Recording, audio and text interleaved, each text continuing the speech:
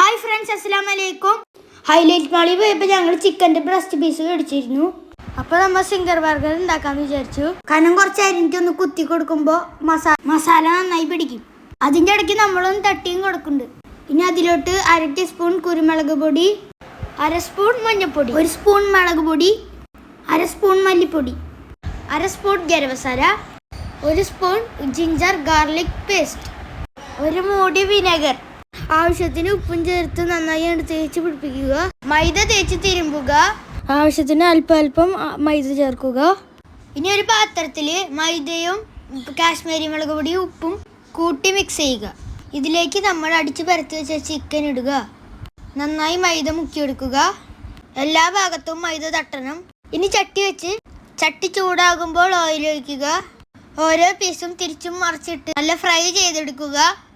Medium ഫ്ലെയിമിൽ വെക്കാൻ ശ്രദ്ധിക്കണം. ഇപ്പോൾ നമ്മൾക്ക് ചിക്കൻ റെഡിയാക്കി ഇട്ടിട്ടുണ്ട്. ഇനി ഒരു ക്യാബേജും സവാളയും അരിഞ്ഞെടുക്കുക. അതിലേക്ക് മയോനൈസ് ഒഴിച്ച് തിരുമ്പി കൊടുക്കുക. ഇനി ഒരു പരന്ന ചട്ടിയോ ഫ്രൈ പാനോ എടുത്ത് ബട്ടർ തേക്കുക. ഒരു ബെന്നെടുത്തത് പകുതി മുറിച്ച് അതിലോട്ട് വെച്ച് കൊടുക്കുക. മുരിഞ്ഞ മണ്ണ് പാത്രത്തിലോട്ട് മാറ്റി വയ്ക്കുക. അതിലേക്ക് സോസ് തേക്കുക, മയോനൈസ് തേക്കുക. അതിലോട്ട് നമ്മൾ മുന്നേ ചെയ്ത് വെച്ച ക്യാബേജ് സവാള കൂട്ട് അതിലോട്ട് ഇട്ട് കൊടുക്കുക. ഇനി നമ്മുടെ ചിക്കനും ഇനി അതിലേക്ക് സബോള, തക്കാളി, ക്യാപ്സിക്കം അത് എടുത്ത് വയ്ക്കുക.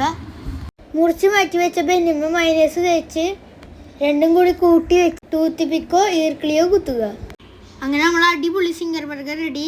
അപ്പോൾ ഇൻഷാ അല്ലാഹ് അടുത്ത വീഡിയോയിൽ കാണാം. Love you and by.